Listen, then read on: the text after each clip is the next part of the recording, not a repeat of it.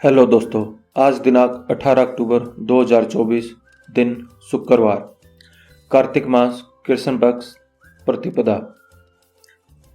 अब खबरें विस्तार से। भारतीय रेलवे ने एडवांस टिकट बुकिंग के नियमों में बदलाव किया है। पहले टिकट बुकिंग यात्रा से 120 दिन पहले शुरू होती थी, अब इसे घटाकर 60 दिन कर दिया गया है। नया फैसला 1 नवंबर 2024 से लागू होगा। रेल मंत्रालय के मुताबिक एडवांस ट्रेन टिकट बुकिंग के नए नियमों का पहले से बुक किए गए टिकटों पर कोई असर नहीं पड़ेगा। साथ ही विदेशी पर्यटकों के लिए 365 दिनों की डेडलाइन में भी कोई बदलाव नहीं किया गया है। अभी टिकट बुकिंग आईआरसीटीसी की वेबसाइट, ऐप और रेलवे के बुकिंग काउंटर से होती है। आईआरसीटीसी से हर दिन 12.38 लाख टिकट बुक होते हैं। बहराइच में दुर्गा प्रतिमा विसर्जन के दौरान हिंसा में रामगोपाल मिश्रा की हत्या के आरोपी रिंकू उर्फ सरफराज खान और मोहम्मद तालिम एनकाउंटर में बुरी तरह जख्मी हो गए। दोनों के पैर में गोली लगी है। पुलिस ने बताया कि आरोपी नेपाल भागने की फिराक में थे। इन्हें इलाज के लिए नानपारा अस्पताल के बहराइच मेडिकल कॉलेज रेफर किया गया। एनकाउंटर नेपाल बॉर्डर से 20 किलोमीटर पहले नानपारा कोतवाली क्षेत्र में हांडा बसेरी नहर के पास हुआ। एसटीएफ और बहराइच पुलिस सरफराज और तालिम को साथ लेकर डबल बैरल बंदूक और तमचा बरामद कराने ले गई थी। अजमेर में अंजुमन कमेटी के सचिव सरवर चिश्ती ने बहराइच में हुए उपद्रव, मुंबई में हुई बाबा सिद्दीकी की हत्या को लेकर सरकार पर सवाल उठाए हैं। उन्होंने कहा कि मुसलमानों को गालियां बकी जाएंगी, उनके घर पर चढ़कर हरा झंडा उतारकर भगवा झंडा लहराया जा रहा है, फिर फूल तो बरसेंगे नहीं, जो हुआ वही होना था। लॉरेंस बिश्नोई जेल से सुपारियां लेता है, नामचीन मुसलमानों को मारता है, कभी सिखों को मारता है। जब तक गवर्नमेंट का हाथ नहीं हो तो क्या ऐसा हो सकता है? प्राइवेट हॉस्पिटल में सर्जरी के बाद महिला की मौत हो गई। परिवार वालों ने डॉक्टरों पर लापरवाही का आरोप लगाते हुए हंगामा शुरू कर दिया। इस बीच आए हॉस्पिटल के मालिक और स्टाफ से भी नोकझोंक होने लगी। आरोप है कि हॉस्पिटल के ओनर और स्टाफ ने बेसबॉल के बल्ले से महिला के परिवार वालों को पीटा। दोनों पक्षों ने एक दूसरे के खिलाफ मारपीट करने की रिपोर्ट दर्ज कराई है। मामला झालावाड़ का है। उधर महिला के समाज के लोगों ने गुरुवार को मिनी सचिवालय में प्रदर्शन कर कठोर कार्रवाई की मांग की। इसके बाद कलेक्टर अजय सिंह राठौड़ ने हॉस्पिटल का रिकॉर्ड मांगा है। हरियाणा में नायब सैनी ने दूसरी बार सीएम पद की शपथ ले ली है। सैनी राज्य के 19वें मुख्यमंत्री बने। हालांकि मुख्यमंत्री की कुर्सी तक पहुंचने वाले वे 11वें नेता हैं। शपथ ग्रहण समारोह पंचकुला के दशहरा ग्राउंड में हुआ। इस समारोह में मुख्य अतिथि के रूप में पीएम नरेंद्र मोदी शामिल हुए। शपथ ग्रहण में भाजपा अध्यक्ष जेपी नड्डा, केंद्रीय मंत्री अमित शाह, नितिन गडकरी और राजनाथ सिंह के साथ 18 राज्यों के सीएम व डिप्टी सीएम भी पहुंचे थे। सीएम सैनी के साथ 13 मंत्रियों ने शपथ ली, जिनमें सबसे ज्यादा 5 चेहरे ओबीसी वर्ग के हैं।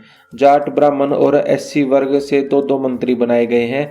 इसके अलावा पंजाबी, राजपूत और वैश्य बिरादरी से 1-1 मंत्री बनाया गया है। हरियाणा कर्मचारी चयन आयोग ने गुरुवार को ग्रुप सी और डी की भर्ती परीक्षा का रिजल्ट घोषित कर दिया है। नतीजे आयोग की आधिकारिक वेबसाइट पर जारी किए गए हैं। भर्ती परीक्षा में शामिल रहे अभ्यर्थी रजिस्ट्रेशन नंबर और रोल नंबर डालकर अपना रिजल्ट चेक कर सकते हैं। विभिन्न विभागों में कुल 24,800 पदों को भरने के लिए परीक्षा का आयोजन किया गया था। हरियाणा के मुख्यमंत्री नायब सिंह सैनी ने बुधवार को पंचकुला में भाजपा विधायक दल की बैठक को संबोधित करते हुए भर्ती परीक्षाओं के परिणाम घोषित करने की तिथि की घोषणा की थी। राजस्थान की 7 विधानसभा सीटों पर 13 नवंबर को उपचुनाव है। इनमें नागौर की खींवसर को हॉट सीट माना जा रहा है। खींवसर सीट राष्ट्रीय लोकतांत्रिक पार्टी अध्यक्ष हनुमान बेनीवाल के नागौर से सांसद बनने से खाली हुई है। बेनीवाल का कहना है कि भाजपा उनकी नंबर 1 दुश्मन है।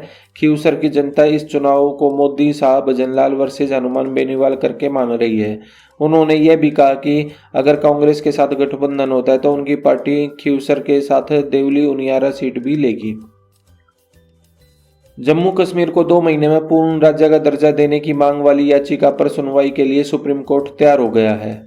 एडवोकेट गोपाल शंकर नारायण, जहूर अहमद भट्ट और खुर्शीद अहमद मलिक की ओर से ये याचिका लगाई गई।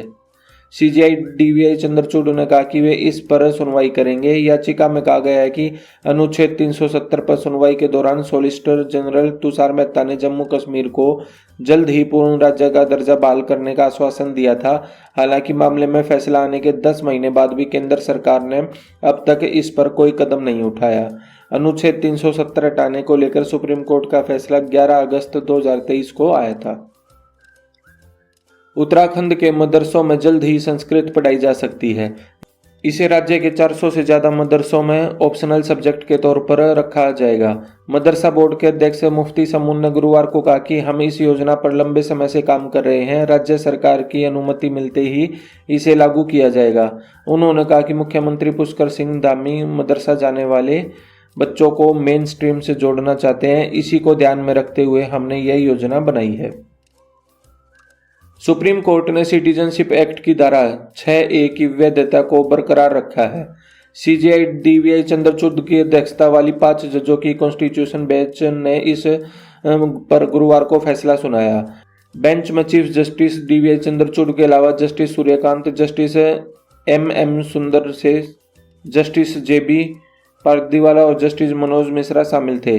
फैसले पर चीफ जस्टिस डीवीआई चंद्रचूड़ सहित 4 जजों ने सहमति जताई है। वहीं जस्टिस JB पारदीवाला ने असहमति जताई है। इस कानून के तहत जो बांग्लादेशी अप्रवासी 1 जनवरी 1966 से 25 मार्च 1971 तक असम आए हैं, वो भारतीय नागरिक के तौर पर खुद को रजिस्टर करा सकते हैं। 25 मार्च 1971 के बाद असम आने वाले विदेशी भारतीय नागरिकता के लायक नहीं है। बीते 4 दिनों में भारतीय विमानों में बम होने की धमकी मिल रही है। गुरुवार को विस्तारा और इंडिगो की फ्लाइट में बम होने की धमकी मिली। पीटीआई के मुताबिक धमकी मिलने के बाद विस्तारा की फ्रैंकफर्ट मुंबई फ्लाइट UK 28 की मुंबई में आपातकाल लैंडिंग कराई गई। यह धमकी सोशल मीडिया के जरिए दी गई। जब अधिकारियों ने बम की धमकी की सूचना क्रू मेंबर्स को दी, विमान पाकिस्तान के एयर स्पेस में उड़ान भर रहा था। फ्लाइट में 147 यात्री सवार थे। सभी यात्रियों को सुरक्षित रूप से उतार लिया गया है। बहराइच हिंसा का गुरुवार को 5वां दिन है। प्रभावित इलाकों में जगह जगह फोर्स तैनात है। लोग घरों से बाहर नहीं निकल रहे हैं। हिंसा और आगजनी तो रुक गई, लेकिन माहौल अभी सामान्य नहीं हो पाया। स्कूल कॉलेज खुले हैं, लेकिन पेरेंट्स बच्चों को नहीं भेज रहे हैं। रामगोपाल मिश्रा की हत्या के एक आरोपी को पुलिस ने बुधवार को गिरफ्तार कर लिया। हरदी थाना अध्यक्ष कमल शंकर चतुर्वेदी ने बताया, रामगोपाल की हत्या में 6 नामजद हैं। इनमें एक आरोपी मोहम्मद दनिश उर्फ राजा उर्फ साहिर को गिरफ्तार किया गया। वह नेपाल भागने की फिराक में था। कर्नाटक सरकार ने गुरुवार को राज्य के सभी आवासीय स्कूलों के नाम बदल दिए हैं। अब ये सभी स्कूल महर्षि वाल्मीकि के नाम से जाने जाएंगे। 17 अक्टूबर को महर्षि वाल्मीकि की जयंती पर कर्नाटक के मुख्यमंत्री सिद्धारमैया ने यह ऐलान किया है। इसके अलावा उन्होंने रायचूर यूनिवर्सिटी का नाम भी बदलकर महर्षि वाल्मीकि विश्वविद्यालय करने का ऐलान किया। यह व्यवस्था आज से ही लागू हो जाएगी। Justice Sanjeev Khanna supreme court के 91वें चीफ जस्टिस होंगे। सीजेआई डीवीआई चंद्रचूड़ ने सरकार से उनके नाम की सिफारिश की है। दरअसल सीजेआई चंद्रचूड़ 10 नवंबर 2024 को रिटायर हो जाएंगे। परंपरा है कि मौजूदा सीजेआई अपने उत्तराधिकारी के नाम की सिफारिश तभी करते हैं जब उन्हें कानून मंत्रालय से ऐसा करने का आग्रह किया जाता है। सीजेआई चंद्रचूड़ के बाद वरिष्ठ सूची में जस्टिस संजीव खन्ना का नाम है, इसलिए जस्टिस खन्ना का नाम आगे बढ़ाया गया है। हालांकि उनका कार्यकाल सिर्फ 6 महीने का होगा। हरियाणा में पंचकुला की एक फार्मा कंपनी ने अपने कर्मचारियों को दिवाली का बड़ा गिफ्ट दिया है। कंपनी ने 15 कर्मचारियों को कारें गिफ्ट की। ये कर्मचारी कंपनी के star performer of the year की लिस्ट में शामिल थे। इस फार्मा कंपनी ने पिछले साल भी अपने एम्प्लॉयज को दिवाली पर कारें गिफ्ट की थी। कंपनी के मालिक NK भाटिया का कहना है कि अच्छा परफॉर्म करने वाले कर्मचारियों को बड़े तोहफे देते हैं। इससे सभी को मोटिवेशन मिलता है। गिफ्ट पाने वाले एम्प्लॉयज और अच्छे से काम करेंगे तो उन्हें देखकर दूसरे कर्मचारियों को भी बेहतर काम करने की प्रेरणा मिलती है। हरियाणा विधानसभा चुनाव से जुड़ी याचिका पर आज 17 अक्टूबर सुप्रीम कोर्ट में सुनवाई हुई। यह याचिका कांग्रेस की ओर से दायर की गई, जिसमें वोटिंग काउंटिंग के दौरान ईवीएम में गड़बड़ी का आरोप लगाकर 20 विधानसभा सीटों पर दोबारा चुनाव कराने की मांग की गई थी। कांग्रेस ने इस याचिका पर जल्द से जल्द सुनवाई करने की गुहार लगाई थी। इस पर आज सुप्रीम कोर्ट ने सुनवाई करते हुए याचिकाकर्ता को फटकार लगाई। कोर्ट ने कहा, ऐसी याचिका दायर करने पर आप पर जुर्माना भी लगाया जा सकता है। आप कागजात सौंपिए, हम देखेंगे। हमास चीफ यान सिनवार को इजराइल ने मार दिया है। इजरायली मीडिया चैनल 12 ने सेना के सीनियर अधिकारियों के हवाले से बताया कि सिनवार की मौत हो गई है। सेंट्रल गाजा में बुधवार को इजरायली हमले में हमास के 3 सदस्य मारे गए। इनमें से एक के सिनवार होने की खबर है। इजरायली सेना ने भी अपने बयान में कहा कि उन्हें एक इमारत में हमास के 3 लड़ाके होने की सूचना मिली थी। इसके बाद एक रूटीन ऑपरेशन में उस पर स्ट्राइक की गई थी। भारतीय मूल के उद्योगपति पंकज ओसवाल ने युगांडा के खिलाफ संयुक्त राष्ट्र में अपील दायर की है। मीडिया रिपोर्ट्स के मुताबिक उन्होंने दावा किया है कि उनकी 26 साल की बेटी वसुंधरा ओसवाल को युगांडा में पिछले 17 दिनों से अवैध रूप से हिरासत में रखा गया है। वहां उसके साथ बुरा सलूक किया जा रहा है। पंकज ओसवाल की बेटी प्रो इंडस्ट्रीज की एग्जीक्यूटिव डायरेक्टर है और कंपनी का कामकाज संभालती है। उनका बिजनेस युगांडा में भी है। बांग्लादेश में मोहम्मद यूनिस की सरकार ने वहां की आज़ादी और संस्थापक से जुड़े दिनों की 8 सरकारी छुट्टियां कैंसिल करने की घोषणा की है। इनमें से 2 तारीखें जो सबसे अहम है, उनमें 7 मार्च और 15 अगस्त शामिल हैं। निज्जर हत्या मामले को लेकर भारत और कनाडा के बीच विवाद फिर गहरा गया है। कनाडा सरकार ने 15 अक्टूबर को भारत पर आरोप लगाया था कि भारत ने लॉरेंस गैंग का इस्तेमाल कर कई लोगों की हत्या कराने की कोशिश की है। इस पर गुरुवार को भारत के विदेश मंत्रालय के प्रवक्ता रणधीर जायसवाल ने जवाब दिया। उन्होंने कहा, हमने कई बार लॉरेंस गैंग से जुड़े लोगों के प्रत्यर्पण की मांग की, पर कनाडा की तरफ से कोई जवाब नहीं मिला। अमेरिकी एयरफोर्स ने बुधवार रात यमन में हुती विद्रोहियों के ठिकानों पर बमबारी की।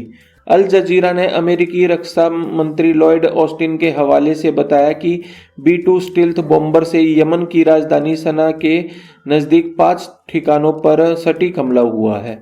ऑस्टिन ने कहा कि जमीन के भीतर हुती विद्रोहियों ने घातक हथियार छुपा रखे थे।